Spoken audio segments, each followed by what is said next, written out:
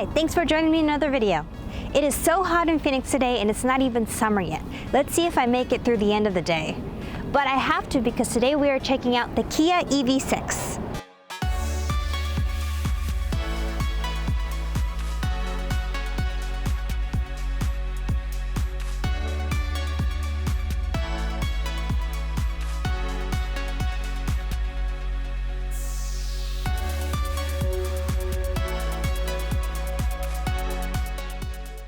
The EV6 is built on the electric global modular platform, which makes it Kia's first dedicated battery electric vehicle. This platform is also shared with the Hyundai Ioniq 5 and the Genesis GV60. Kia plans to deliver 11 all-new electric models by 2026. The naming convention will start with EV, followed by the number that indicates the car's position in the lineup. The EV6 is offered in 5 trims, and the prices range from $40,900 to $55,900 depending on the configuration. The range starts from around 232 miles and goes up to 310 miles. This car we have today is the all-wheel drive EV6 Wind, which starts at $50,900, has an EPA estimated range of 274 miles, and gets a 105 miles per gallon equivalent. The motors output 320 horsepower and 0 to 60 is 4.6 seconds. One of the highlights of the car is its DC fast charging, which is capable of working with both 400 volt and 800 volt DC fast chargers, which means using 800 volt DC fast charging you can get up to 217 miles in 18 minutes. Later on, we'll do a real-world test of the charging speed. There are 2 battery size options, 58 and 77.4 kilowatt hours. With the 58 kilowatt hour pack, you can get 232 miles of range. The 77.4 kilowatt hour pack is used for the longer range trims and will get you either 310 or 274 miles depending on if you go for the rear-wheel drive or the all-wheel drive systems. The charging port is located on the rear passenger side of the car. It has J1772 for AC charging and CCS for DC fast charging. The onboard level 2 charger is capable of charging up the car in about 6 to 8 hours. The fuel economy on this car is decent. Depending on the motor configuration, you can see between 105 and 117 miles per gallon equivalent. Interestingly, the extra weight from the battery didn't have a big impact on the fuel economy according to the EPA. It had a slight reduction on city and highway driving, but not enough to reduce its overall rating. This next section is going to go really in-depth with details about the batteries and motors, so if you're just doing some light car browsing, you can skip ahead to this time. Starting with the battery. The cells in this pack are a typical lithium-ion polymer battery using a nickel-manganese cobalt chemistry. They're made in South Korea by SK Innovations, same as the Hyundai Ioniq 5. We've got some interesting voltages here. On the 58 kilowatt hour pack, the nominal voltage is 522.7 volts, and on the 77.4 pack, it's 697 volts. Usually these packs stick pretty close to 400 or 800 volts. They're both pretty far off the mark. That's not a bad thing, just an interesting quirk. The pack weighs in at 816 pounds for the smaller one and 1,052 pounds for the bigger one. The fast charging specs are pretty impressive, as we'll get up to 180 kilowatts for the 58 and 240 kilowatts for the 77. Both packs are achieving a C rating above a 3, which gets them a gold star. This translates to a 10 to 80% charge in 18 minutes when using an 800 volt DC fast charger. The EV6 comes standard with a 48 amp onboard charger for all trims. That should lead to a pretty quick charge at home for the smaller pack. The Wind and GT trims also have an optional heat pump HVAC system. Having a heat pump is a good option as it should give you some extra efficiency in colder weather. For the drivetrain, all of the trims are using synchronous permanent magnet motors. For the dual motor variants, the 2 motors are not mechanically linked and are controlled independently. This gives the car better handling on poor quality roads or in bad weather conditions. On all variants of the EV6, there's a single gear reduction at 10.65 to 1. On the light trim, the motor has a power output of 125 kilowatts. For the Wind and GT line, the rear-wheel drive car can output up to 168 kilowatts, and the all-wheel drive can output 239 kilowatts. The design of the EV6 implements flush door handles, which we are now seeing in many new vehicles. In the GT trim, you automatically get extending door handles, but on this car, they are manual, and they kind of do slam. So you open it by pushing on the right side and then pull, and then when you let go, it kind of just slams back. Kia vehicles are distinguished by their Tiger nose grille. However, here we have features reminiscent of the Tiger nose grille for the electric version, the Digital Tiger. We can see a unique pattern design for the headlamps and an aerodynamic car body. The EV6 has a somewhat assertive look, and the creators describe the rear part as the hidden beauty of the EV6. The EV6 comes in at 184.3 inches in length, a width of 74 inches, a ground clearance of 6.1 inches, and a wheelbase of 114.2 inches. As a comparison of size, the Kia EV6 and the Tesla Model Y have very close measurements.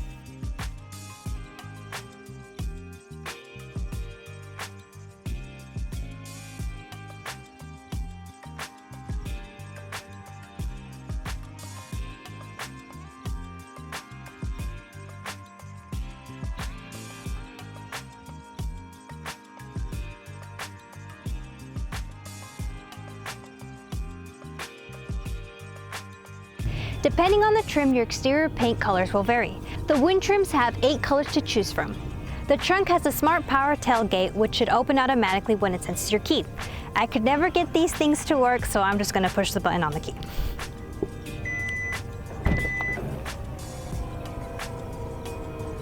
Let's put the seats down so we can get a better view. So there's a handle on both sides that you can pull, and the seats go down. Same for this. With the rear seats folded down, you have 50.2 cubic feet of rear cargo room. Under the floorboard, there's a little bit of extra room, not much. Here we have a tire mobility kit that can fit under here. The car also has a front trunk, and to open it, there's a lever inside of the car. The front trunk doesn't offer a useful amount of space, but there is a compartment here. It's super tiny. The interior layout of the EV6 integrates some high-tech features with a 24-inch combined curved display, along with some physical buttons throughout the center dash and some on the 2-spoke steering wheel. There is a floating center console with some storage. In this vehicle, there are 8 power-adjustable driver and passenger seats with lumbar support. Convenient heated and ventilated front seats. You can use the LTE connection in the car as a Wi-Fi hotspot, and it supports both Apple CarPlay and Android Auto. Charge your phone up with wireless charging or through various USB-C ports in the front and in the back. The seat material is nice and smooth, and there is generous space for passengers as the design allows for a flat floor, perks of not having a drive shaft. On the side of your seats, you have 2 USB-C ports, an AC vent for your passengers to control. This car is equipped with Meridian sound system, and then here on the bottom there is a 110-volt outlet. Before we begin our drive, I am making a note of the miles we have, starting with a 100% charge. I will be driving it today on both highway and city roads. It is currently at 1,935 miles on the odometer. You can get an estimate of what the range is at 100% depending on your driving mode. Here, if we have it in Eco, it's at 253 miles, Normal is 245 miles, and in Sport it estimates 239 miles. My goal is to get it down to 10 to 20% to see how many miles we have left, and we can extrapolate its real-world range. After that, we can test out the charging speed at DC fast chargers. Let's go for a drive. So you have an actual start button. So we'll push on the brake and power it up. All right, and we're ready to drive. The screen provides a nice view of your 360 camera and a 3D view of your surroundings. So we're going to put it in reverse. Now you can see your backup camera and your 360 view side to side.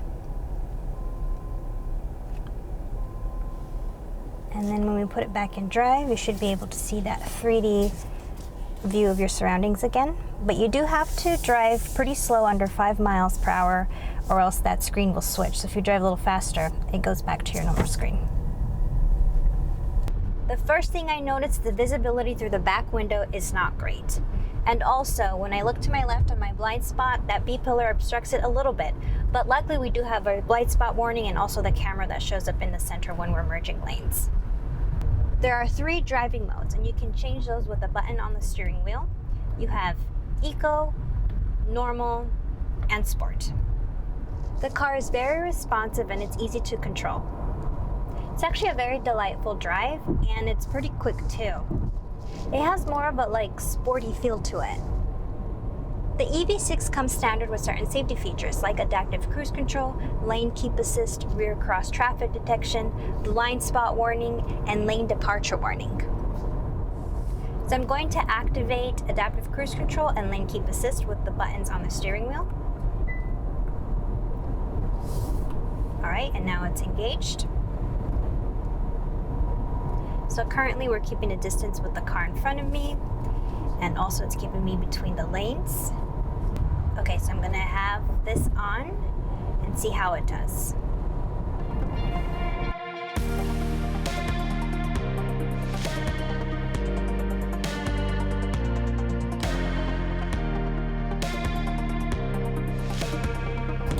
Overall, it's doing fine. As the road curves or we make a turn, it steers me in between the lanes, and it hasn't abruptly stopped or done anything weird so far. It's been smooth. I drove a little more at night, and it also performed without issues.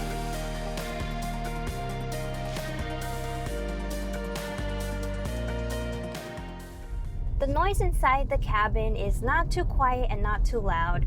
It's kind of average, but when you do accelerate quickly, you do get some of that motor noise coming in. Just like the Hyundai Ioniq 5, you have these Regen paddles on both sides of the steering wheel. The left one is to increase the level, and the right one is to decrease the level. And you also have one pedal driving, and in this car it's known as iPedal. And overall, these pedals adjust the way your car slows down. And what iPedal means, or one pedal driving, it means that when you let off the accelerator, your car will come to a complete stop without you actually having to press on the physical brakes. And this helps with efficiency, and it makes the drive much smoother.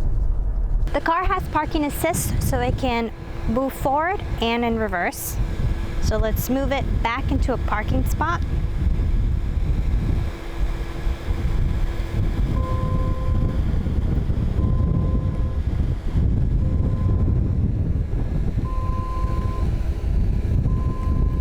And I'm gonna hold it down a little longer till we get closer to the edge. All right, and stop. And this is also pretty neat too, because if you're in a tough parking spot and you can't get in, you could also have it go forward.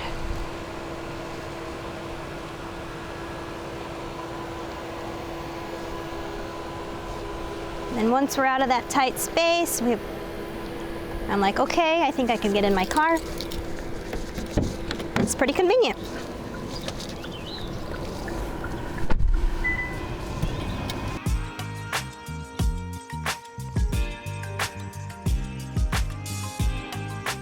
Before we begin charging, I want to provide an update on our battery percentage and miles. We are at 17%, and that is 47 miles estimated remaining, and we are at 2,163 miles on the odometer. We drove 228 miles, consuming 83% of the battery. Doing some math, if I ran this totally down to zero, I should have gotten 274.69 miles out of this charge. Right on target. At the end of the day, this number will vary depending on your driving style and environmental conditions. So let's charge it up. As mentioned before, this has a max charging rate of 240 kilowatts. I've got us lined up with an 800 volt ready 350 kilowatt charger, so it's all up to the car at this point. Also, with Electrify America, you get 1,000 kilowatt hours of free charging. That's around 4,000 miles. All right, let's plug it in.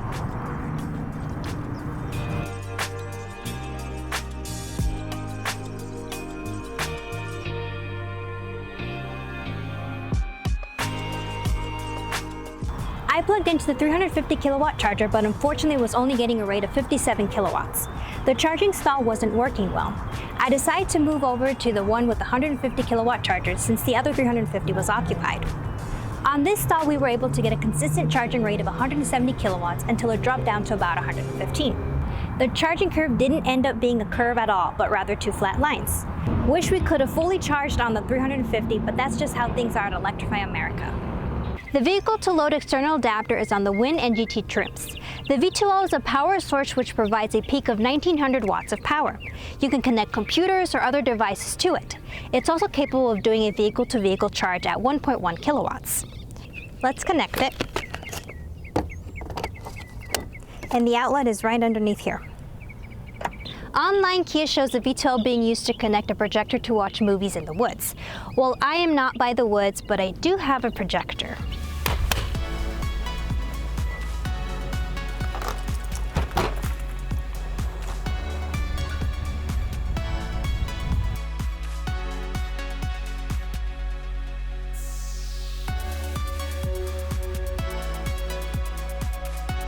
The EV6 is a practical EV, offers a fair amount of range and has quick charging speeds. It has modern tech, unique stylings, and pretty good efficiency. Kia also still has federal tax credits available of up to $7,500. If you're thinking about the EV6, make sure to test drive the wind trims, as these offer a higher range and favorable additional features without having to go up to the GT level. This car is very similar to the Hyundai Ioniq 5. Go check out that video next to get a good comparison. Thanks for spending time with me today. Have an EV I can review? Email me at info@CallasEV.com. Make sure to subscribe for more EV content and follow me on social media at CallasEV and Callaz Tesla. Kai is my dog. And check out my website for more EV resources at CallasEV.com. That's all for now, and happy charging.